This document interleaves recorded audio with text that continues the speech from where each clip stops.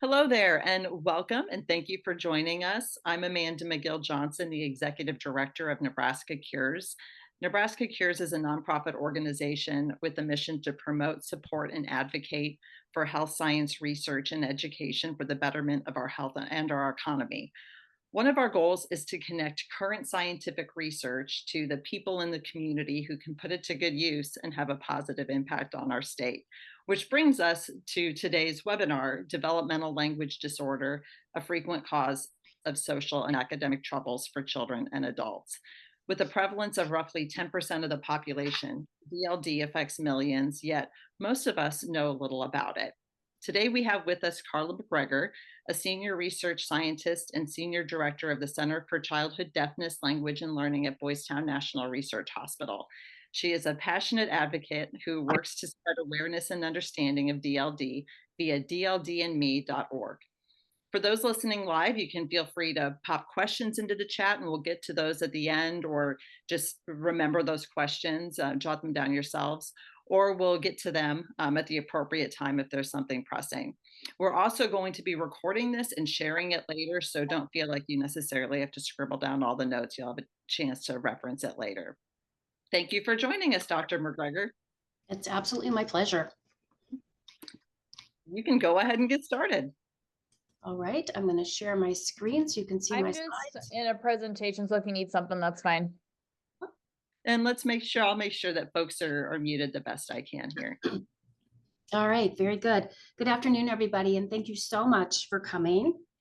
I'm going to start by giving you a bit of an orientation to the talk.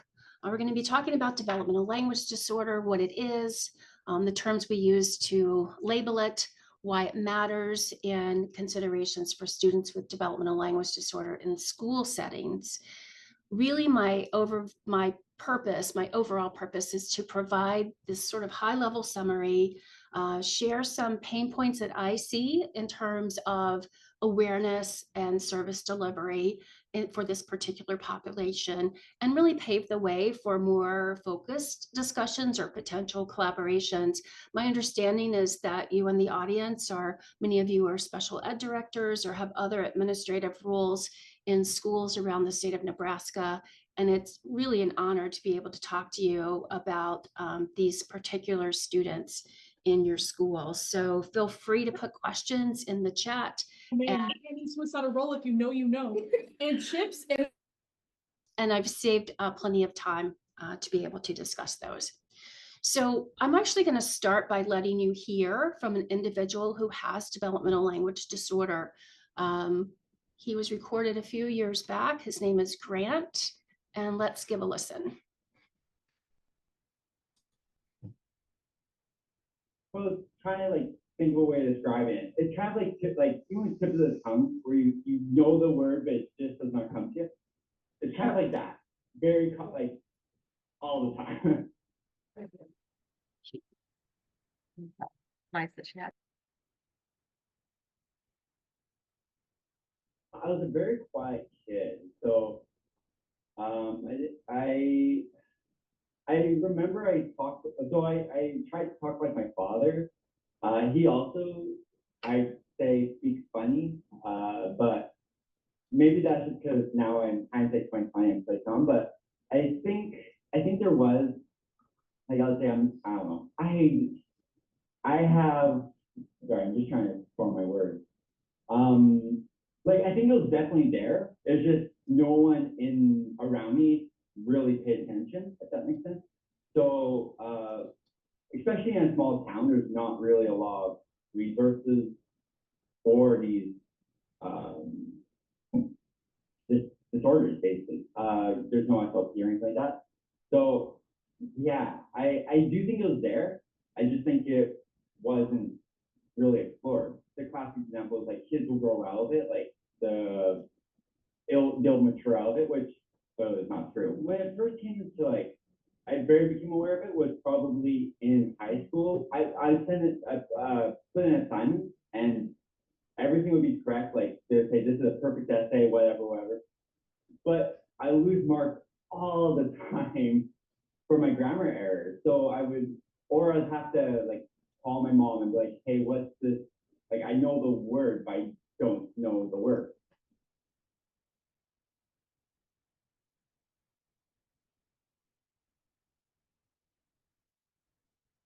I have had,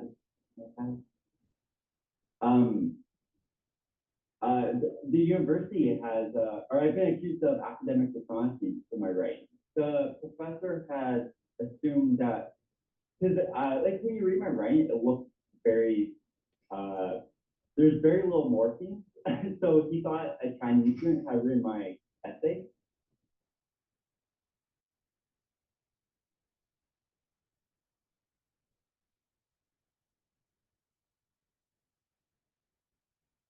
Say I'm making a resume.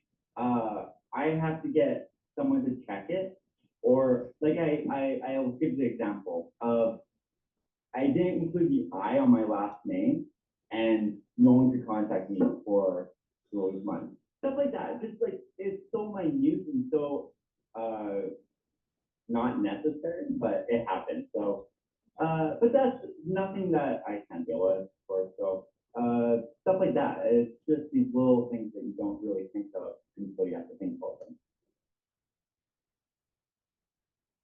Like if I'm at a cafe, coffee shop,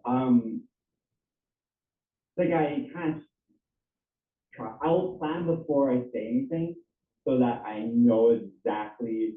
Like I go in with a plan, or else I will flubber around and it'll just get embarrassing. So I do it, and I do it quite. Even with I making friends, I have like scripts that I will go through. My questions aren't novel; they're actually just a mirror of what the person is saying too. So with a little twist, make it individualized. It's not everyone knows that it's DLD. And if I Okay. So I appreciate you indulging me in playing so much of that, but I really wanted you to listen to Grant because his story is telling on two levels. So one is the difficulties that he's sharing with you that he faces socially and academically and professionally.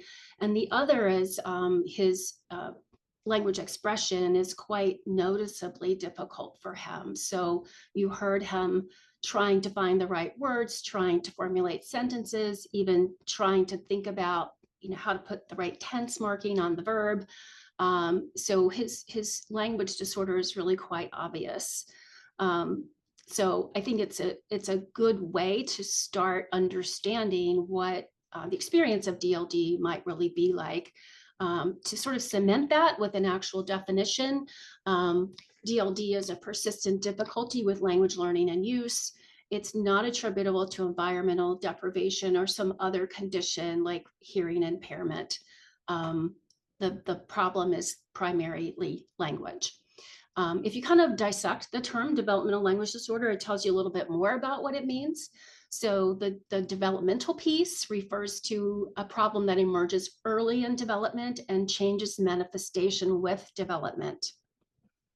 I want to emphasize that developmental does not indicate will grow out of, right? So there have been some misperceptions or misunderstandings that DLD is a language delay. And when we use the word delay, it sounds like, okay, slow to develop, but you gradually get there, right? That's not really the case. As you can see with a grown-up who is clearly still manifesting these difficulties.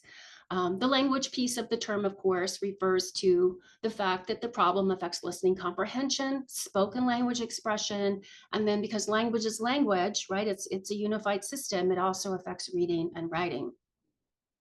And then, of course, the disorder piece conveys that this is a difficulty, a problem, an impairment, and it imposes some limits on daily function. To categorize DLD, sometimes putting things into boxes is helpful for us understanding. DLD is a neurodevelopmental condition, and all neurodevelopmental conditions are the result of differences in brain development. And these particular ones, like DLD, involve diffuse bilateral disruptions, yet subtle in terms of not going to show up on a scan, right? But diffuse disruptions to early brain development. And the outcome is that basic skills, talking, learning, socializing, thinking, or moving, are quite different than those with more typical development. So you know about neurodevelopmental conditions, and you are probably more familiar with some of them than others. These are some other examples of neurodevelopmental conditions. And I want in particular to compare DLD to ADHD and dyslexia, because attention deficit hyperactivity disorder and dyslexia are about the same frequency or prevalence, about 10%, depending on the studies you read, as DLD. So, and these are very common conditions. DLD is equally common. All right, I want to spend just one slide on terminology, and that's because we've had an alphabet soup of terms related to developmental language disorder. And some of that is to be expected. You're going to have different terms in different settings, different workplaces, and that's sensible. But some of the varied terms really kind of get in the way of understanding and helping people to even realize that they might be talking about the same problem, the same individual, but using different terms and sort of not coming to a common understanding because of it. So at the National Institutes of Health, the International Classification of Diseases, 11, and the research literature in the States and rest of the English-speaking world, you'll typically see this problem referred to as developmental language disorder, which is the term I'm using today. In clinical settings where insurance is being billed, I know insurance is sometimes billed in school settings as well. You have to use certain qualifying criteria to note the insurance billing category. Oftentimes that would be expressive receptive language disorder in this case. In the workplace, the Americans with Disabilities Act is purposely quite vague and broad, so they just distinguish what they call physical disorder from mental disorder. And so with that just binary distinction, DLD would fit under mental disorder. They do list some examples in the ADA documents, and they list specific learning disability as one example of a mental disorder. And DLD is, a lot of people with DLD would use specific learning disability if they were seeking ADA accommodations, because that goes far towards capturing the kinds of problems that they're having. In school settings, of course, you know this better than I do. You have to use your qualifying categories if you're going to set up an IEP for a child. And there are 3 of them that would potentially include children who have DLD. If you use general delay in your schools, then you use it for younger children. And certainly some very young children who are showing signs of DLD could be served under the category of general delay. Of course, that's a very broad category, and there would be other populations included there. Similarly, many of them, maybe most of them, are served under the category speech or language impairment. And then because the problem is broad and affects typically not just spoken language, but written language, many of them may be served under the specific learning disability category. I'm going to come back to those later. And then finally, just dozens of other terms that you might encounter: language delay, language learning impairment, specific language impairment, developmental aphasia.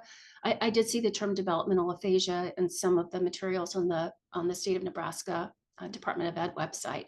So you'll perhaps run into other terms as well. All of these terms are essentially conveying the same difficulty. Okay, what I really want to dig into today, because I know that this is what your life's work is about, is helping children who are at risk for problems accessing their education, and you want to identify and serve those children. And so I really want to dig into the kinds of risks that individuals with DLD may face. It's pretty easy to follow the logic in the chain here, right? So if DLD is an impairment in understanding or using language, that's going to compromise communication, right? And communication is absolutely essential to making friends, interacting with peers, and learning in the classroom, right? So academic problems would be expected here: problems with talking, problems with listening comprehension, problems with reading, problems with writing. all of those are language-based functions. And so there are risks involved for these individuals.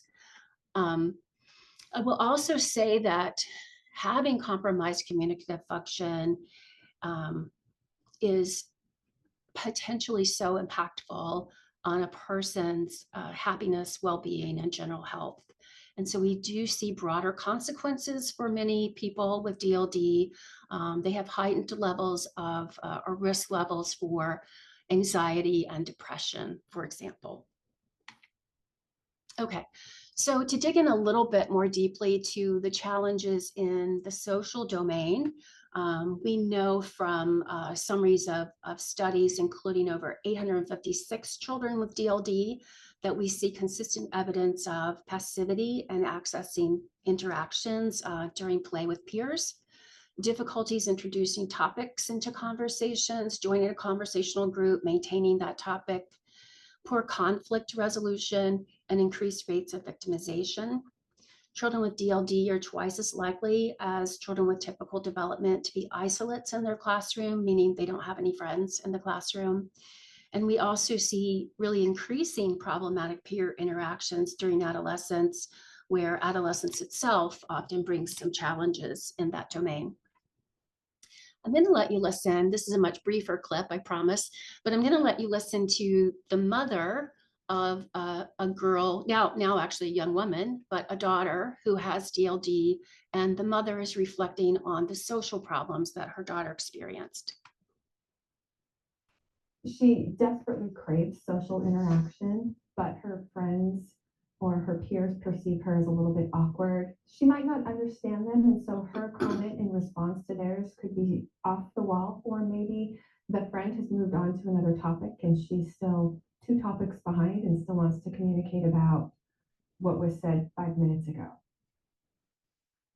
Okay, so I think that's a very telling clip as well, because it sort of puts the research that I just summarized for you into a real person's experience. And of course, that's very hard for her daughter and very hard for that mom to witness.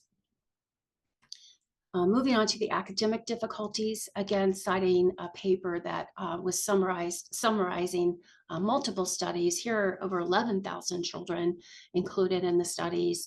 There was consistent evidence of lower average performance in reading, spelling, writing, understanding, or conveying narratives, and also numeracy. Now, that's a lower than mean expectation. There's a lot of variability, and are some children with DLD who manage to perform at grade level for certain, but there are definitely those who don't. Another way to think about the academic problems associated with DLD is how likely are they going to have diagnosed learning disabilities when it comes to later schooling, reading, spelling, and math. And we have documented evidence that they are definitely at increased risk relative to peers with typical development for these diagnoses as well. Okay, I want to think with you a little bit about how difficult it could be for a child with DLD to access education in the classroom. And here I'm not even, I don't want to think broadly. This is a reading passage, but I want to think about what this might be for in terms of challenges for reading and for spoken communication. So this is a reading passage from a grade 4 reader, and you're probably scanning it, and you can see that it's a paragraph about a science experiment. And the first thing I want you to note is I've colored in green all of the simple single clause sentences. There's only 2 in the whole passage. And I've colored in orange all of the sentences that are complex, meaning they have a main clause and a subordinate clause, or another way to think of that is more than one verb. And then I've colored in red a sentence that's not only complex, but compound. In other words, this is only a 4th grade level reading, but very, very complex linguistic structures here that are going to present challenges for comprehension for a child who has DLD. And then let's think about why we ask children to read, right? We want them to read to learn. And I would say that one of the primary goals, learning goals for assigning this passage is you're trying to teach children what experiments are, right? So about the middle of the paragraph, we have, he designed an experiment to find out. And then there's all of this description about what he's doing. And the actual experimental manipulation is not till several sentences later, right? And horses dressed up as zebras attracted fewer flies than horses wearing no coat at all. So imagine the verbal load and the linguistic inference necessary here, right? So you have the verbal memory task of going from this sentence where the notion of experiment is introduced all the way down to this one where it's really illustrated. Moreover, the passage never says, and what the experiment was dressing up zebras or dressing up horses as zebras, right? It's not really said explicitly. You have to make a linguistic inference. These are very difficult things for an individual with DLD to do. But let's imagine that the student did read the passage and hopefully got something out of it. And then how do we ask children to demonstrate what they learn? We ask them to answer questions, either by talking or by writing. So let's imagine, what kinds of questions might the teacher ask? Why don't flies bother zebras?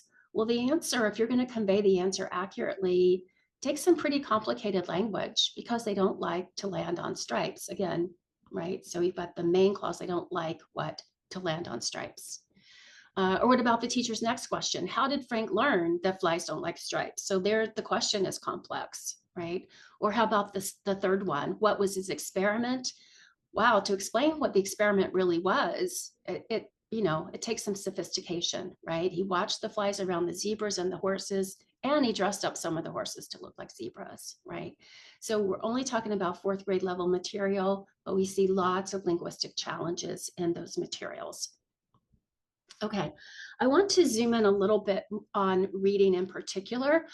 I know that in the state of Nebraska, just like every state in the union, making sure that children learn to read is a super, super high priority, as it should be.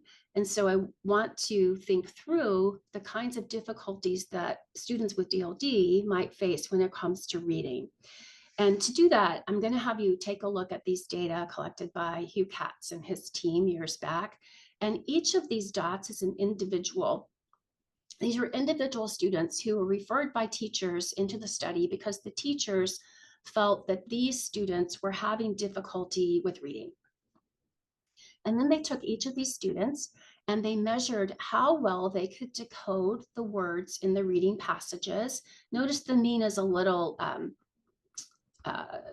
off to the right, and that's because all of these children had some problems with reading. So this would be, 0 would be mean or average grade level performance in decoding words, and 1 or 2 would be better than average, and the negatives would be students performing lower than average. And then on the y-axis, we see how well they could comprehend the language that they decoded. And again, the mean is 0. You have students who are stronger than average and students who are weaker. So we get this continuous spread of different abilities from each of these students. And let's consider 3 of them. I've colored them in red here. So let's start with this one at the top, right? So this particular student is having trouble decoding words, right? So decoding, their score was 1 standard deviation below the mean. So having some trouble there, but not having any trouble at all, doing really well, 1 standard deviation above the mean when it comes to comprehending the language in the passage. Let's consider this student down here. This child is not having trouble decoding at all, slightly above the mean, right? But having a whopping amount of difficulty understanding what they've read. And then we consider a third student who's having problems with decoding and comprehension, both. Okay, so what we do when we diagnose or determine the need for services for children who are poor readers is we categorize this continuous distribution. This would be a group of children who would potentially meet criteria for dyslexia, because we know that dyslexia is a problem phoneme awareness, phoneme graphing, mapping, basically decoding, right? These are the problems they have, but they don't have problems with language comprehension. So these are our students who potentially have dyslexia. These are the children who potentially meet criteria for developmental language disorder. They don't have a decoding problem. They don't have dyslexia, right? They're decoding just fine, but they're really having trouble comprehending what they're reading. Now, you know what's coming next. There are children who have both problems, right? So these particular students are scoring low on decoding and low on comprehension, right? So it is certainly possible for DLD and dyslexia for both problems to be present in a single child. And just to complete our grids here, these are sort of the milder cases or maybe even typical children. Their teachers had some concerns about them, but they didn't score particularly low on either of these. Okay, so another way to think about this is if we think about the simple view of reading or the reading rope where you've got to be able to decode and you've got to be able to comprehend what you decode.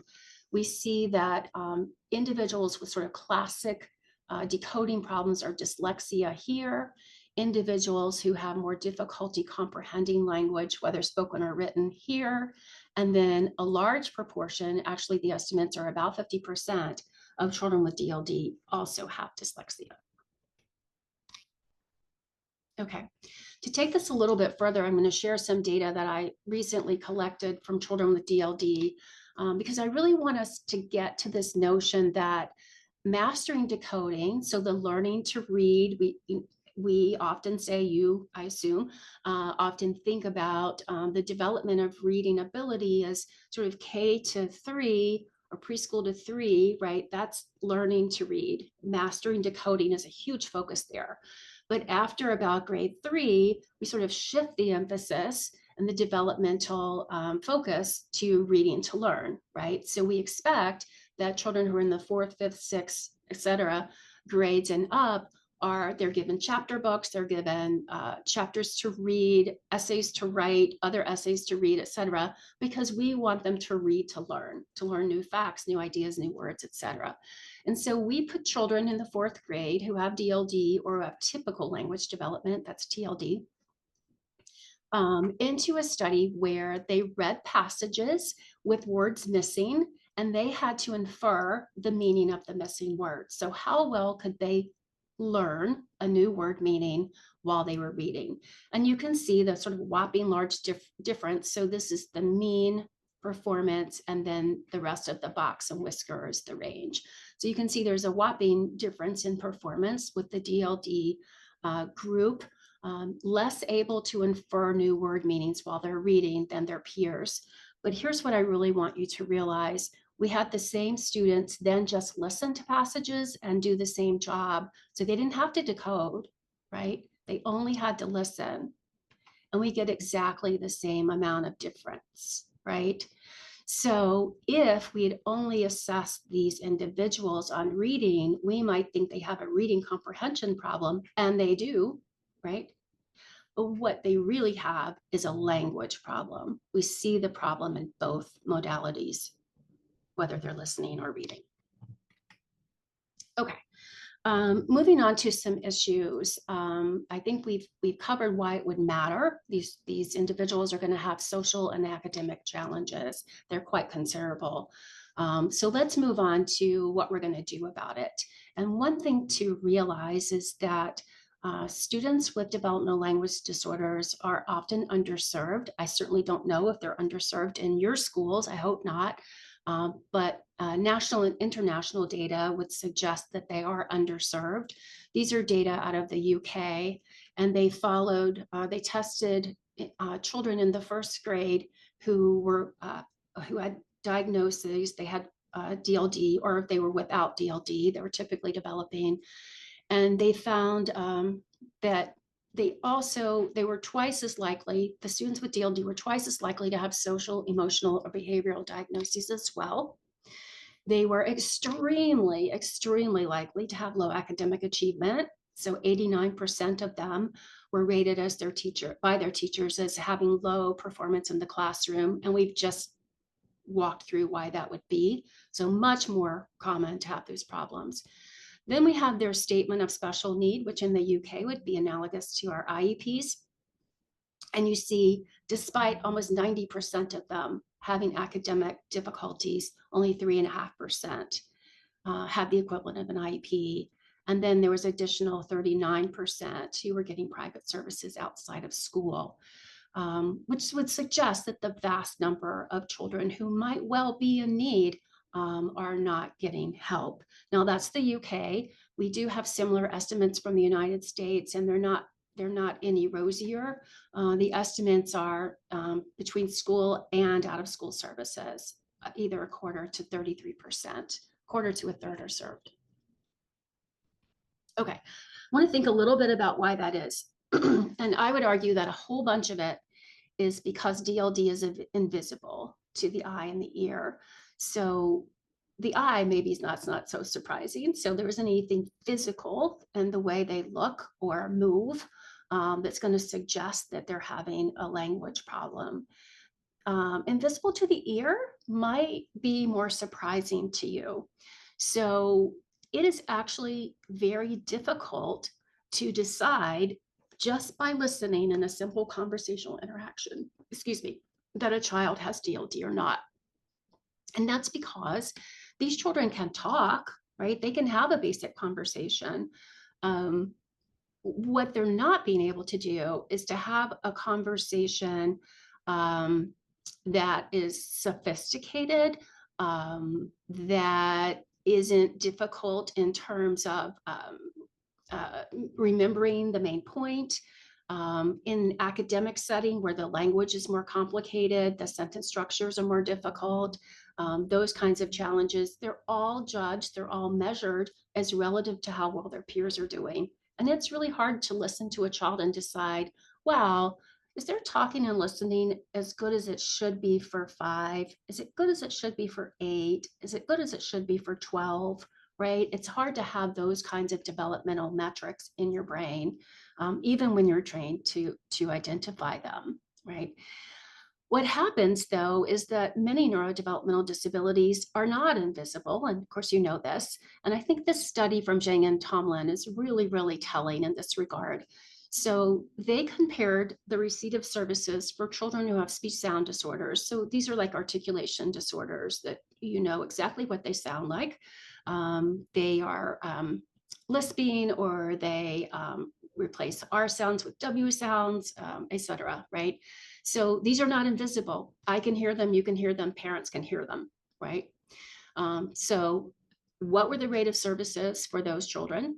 What were the rate of services for children who had DLD? And then what were the rate of services for children who have DLD and speech sound disorder? So just like DLD and dyslexia can go together, DLD and problems with articulation can go together.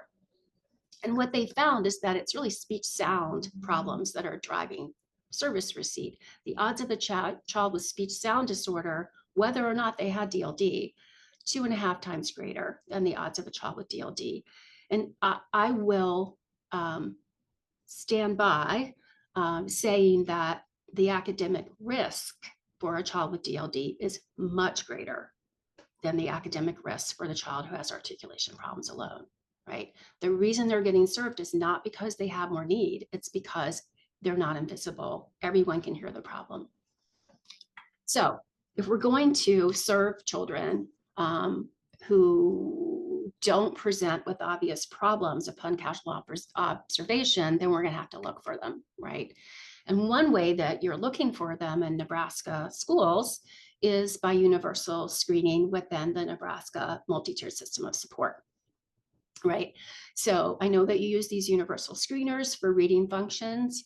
And they are, at least this is what I read on your Department of Ed website, they're administered for all students K through 3, regardless of performance in the classroom. And this is great. You are very, very likely to find some children with DLD when you do these screenings.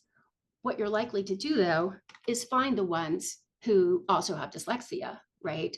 Because I urge you to look at these screenings and make some decisions about how focused they are on decoding, right? If they're very focused on decoding, and the fact that they're only for K through 3 would suggest to me that they probably are, then you're going to find the students who have DLD and dyslexia, or the students who have dyslexia.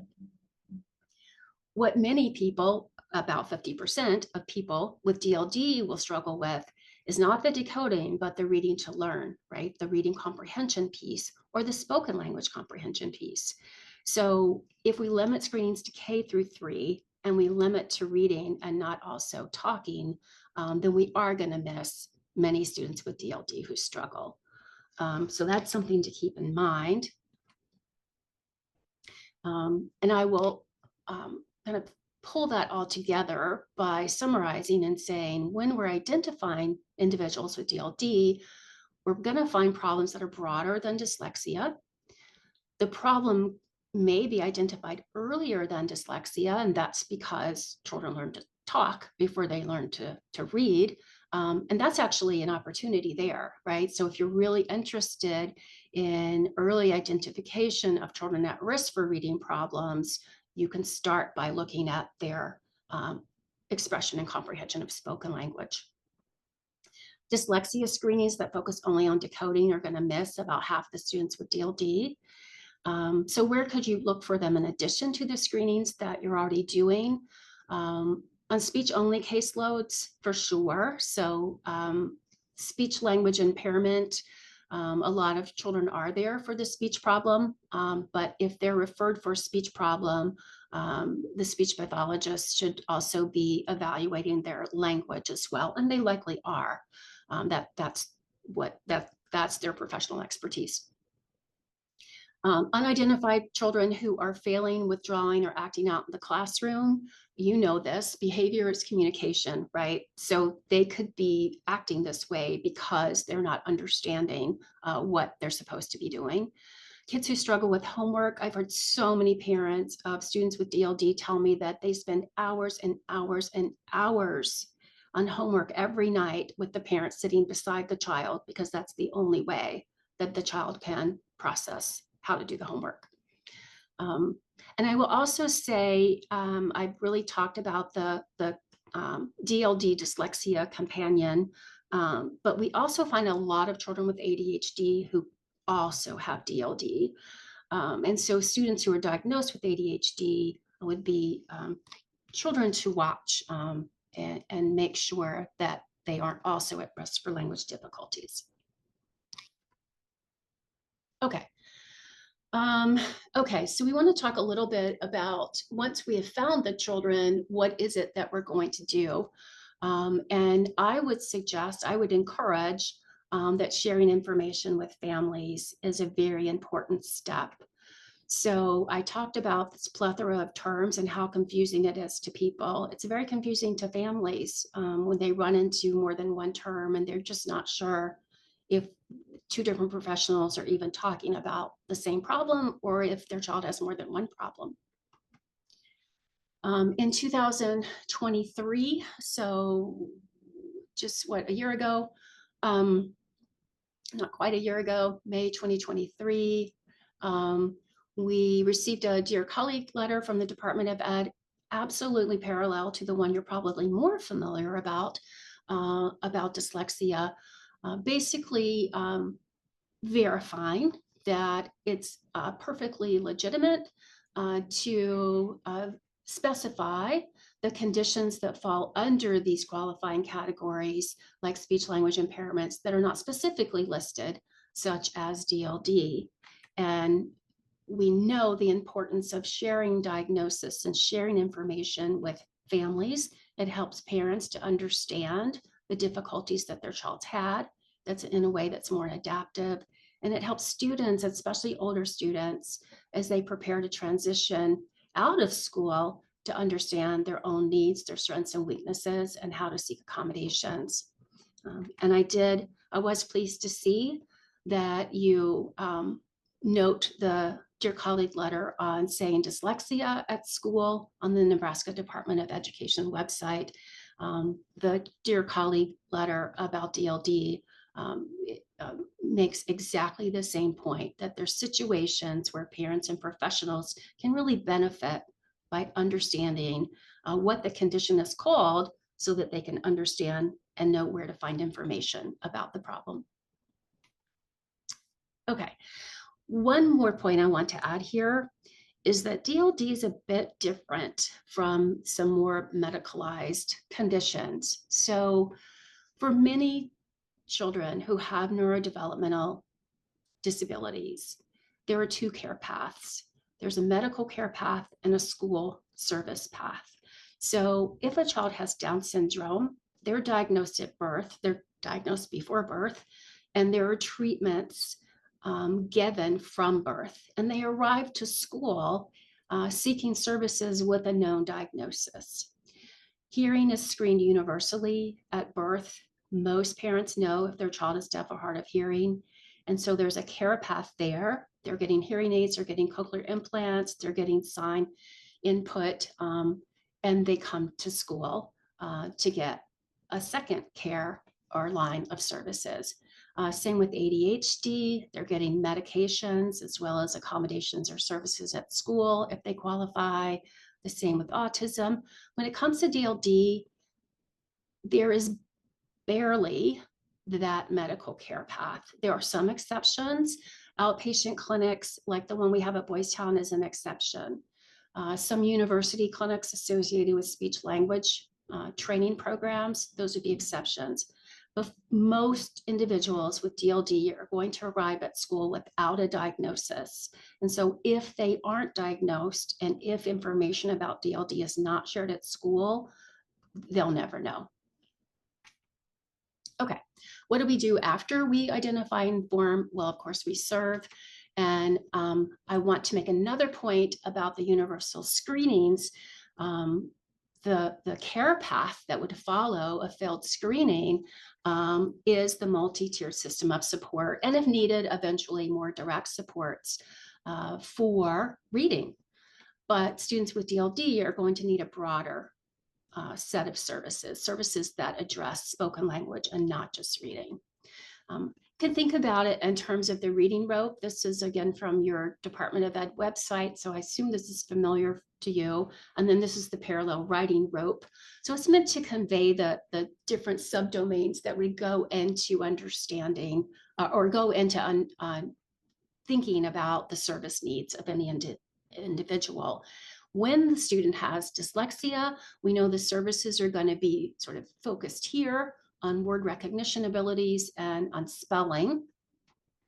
When the child has DLD, the services will be focused here on these other particular subdomains, but also in the spoken modality, right? And for the 50% of children who have DLD and dyslexia, we got to look at the whole thing. So we're expecting pretty broad support needs. As I mentioned before, individuals with DLD might qualify for services under 3 categories in particular. If they're younger and you use this term or this category, they might be served a developmental delay category. Often, probably most often, they're served under speech language impairment category. And then especially if their problems with language are affecting their reading and writing, they might be served under specific learning disability. One interesting pattern that replicates in every state of the union. So what you see here is a map of every state in the union laid out in roughly where it is in the location of the continental United States. And here's Alaska and Hawaii. Here's Nebraska, and I've zoomed in so you can see it. And what we have here is the pattern of service delivery under the category speech language impairment, that's blue, and under the category specific learning disability, that's orange. And what you can see, this is age, 9.5 years old. What you can see is that in Nebraska and in every single state of the union, services under speech language impairment tend to peak here around 7-ish, right? And then start declining, right? Very, very few students left on caseloads by the end of high school. Now look at the specific learning disability category. At the same time, speech language is declining, specific learning disability is increasing, and that one tends to peak more like, I don't know, 11 or 12. And I think there's no surprise at all that this transition's happening as the child is going from learning to read to reading to learn, right? So what might be happening for many children with DLD is they qualify under two categories just at a different point in their educational career. Early on, they might qualify for speech language supports, and then they're dismissed. And then at some other point, they might be re-picked up, but under a different category specific learning disability. Now, the other point you see, though, in these diagrams is both categories really decline before the end of high school. But what we know about DLD is that it persists, right? So we started by listening to an adult who has DLD. His DLD did not go away when he graduated from high school, right? To show you some data, just to back up that statement, this is work I did back in 2013, grades 2 to 10. The score isn't that important. It's just a measure of the breadth of language knowledge here. And you can see the developmental trajectory for the individuals with typical language development and a very parallel trajectory, very parallel for individuals with DLD. So it's not like they're not getting better, right? They're getting better and better, just like their peers, but they're not catching up to their peers. The gap between them is very consistent. If they caught up, it would look like this, right? They'd actually have to develop faster than their peers in order to catch up to their peers because they start lower. So we know that the problem persists, right? But we also know that children are dismissed from caseloads. I am 100% in agreement with those of you who might be thinking, but we can't keep them on IEPs forever, right? And I don't even believe that's necessary, right? So I have some data here. These are scores. The gray bars are scores from the highest scoring children. They're about 70 to 75 kids here. The highest scoring children who are really fantastic, strong at language ability, 3 standard deviations below the mean almost, right? All the way down to individuals who are more like 3 standard deviations below the mean for their language abilities. All right, so we see this range of abilities, and somewhere in here, we're going to decide that these scores are scores that potentially indicate a language impairment or DLD, right? The blue scores work the other way. The higher the bar, the higher the blue bar, the more disability that the parent reported. So these would be problems making friends, problems acting out, problems at school, failing grades, not being able to learn to read, frustration, crying because of communication background, breakdown. Those kinds of, it's not a score, it's a metric of how much concern we should have about this child's ability to function in everyday life. And here, the higher the score, the worse, right? So if they were perfectly correlated, then we get a straight line of performance on the test and another straight line of performance on the disability. And we don't see that, right? So we see children who have very low scores on language, who parents are not noticing any problems with function at all, right? Even really low. And you know this, and then this reality is actually codified into IDEA, right? The way that you qualify for services is, do you score low enough to indicate there's some potential problem? And do we see academic impact, right? So this is, do you score low enough? And this is academic impact. And you can see the variability here. So it isn't just language impairment that's going to indicate someone's need for supports. Some people with language impairment level X have a lot of internal strengths. They're very resilient. They have lots of talents. They're very determined. They have really supported families and friends. They're using technology. They have great teachers, right? Maybe this individual doesn't really need to be on a caseload.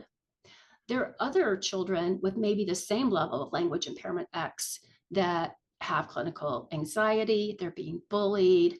The classroom is not a good fit for that child, etc. They might be the individual, the student who needs the IEP. The other way to think of it is in terms of variation within a child over developmental time. So let's take a child like this who has a fairly mild level of language impairment and is not functioning as well as peers at the earliest grades, and maybe does get some support, right? And then functioning great, right? Maybe even those supports can be withdrawn, right? This child's functioning great the rest of the time. But what about a child like this? Functioning okay, and then the academic demands, the linguistic demands of the classroom catch up with him and not doing very well at all, not doing very well at all, right? Maybe get supports, doing okay, demands increase again, right? And we see this pattern a lot. And so what this would suggest is that children don't need to be on caseloads forever. Some of them really should be dismissed. Some of them might need to be on caseloads, be dismissed, and then be picked back up again, right? Because of the intersection of developmental challenge, the world around the child, and the level of impairment that the child has. Okay, so to end, several takeaways. DLD is very prevalent, highly likely to affect access to education, but often hidden, so we're going to have to look for it. One of the ways I think you're already looking for it is with screenings, but let's make sure that those screenings are broad enough to consider spoken language expression and reading comprehension, not just decoding. Parents need to be informed, and older children, I would argue, also need to be informed about DLD. Service needs for students with DLD are typically broader than for students with dyslexia alone. Many students have both DLD and dyslexia or DLD and ADHD. And finally, children don't outgrow DLD. If they're dismissed from services, it could be that they need services again in the future. So some way to keep surveillance and communication across professionals. Actually, this is another great reason to inform parents, because once we're dismissed from a caseload, a parent who is in the know would know to monitor that child and raise concerns at a later date. So that's all I have for you. And I have, I think, saved adequate time for your questions, and I can't wait to hear your thoughts. Thank you. We do have time for a few questions. If anyone has one, you can put it in the chat if that's how you feel most comfortable, or you can go ahead and unmute yourself as well, or raise your hand, whatever feels right for you. We'll give folks a moment.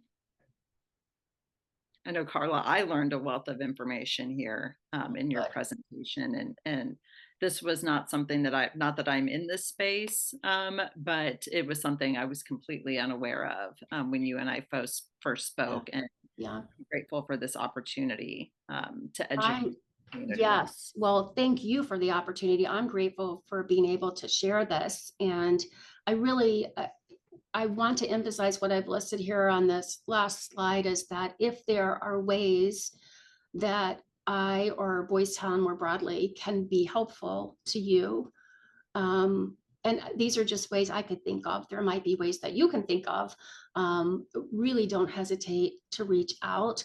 We're building something really special at Boys Town around language development and language disability. We have 8 labs on our way to 12 labs devoted to these issues. That's the largest single group of experts in the United States. So we are here and eager and excited to help in ways that you think might benefit you and your students. Terrific. I am dropping in the chat a SurveyMonkey link for those of you who might have input on how this presentation went, how useful this is to you. Can also give us ideas for other things you'd like to learn more about. Someone did ask when this will be accessible, the recording of this. As soon as this is over, I will be starting that process of getting it ready. So by tomorrow, I'll have it ready to go. I may even be able to email it out to folks later today, depending on how long the rendering takes on the back end.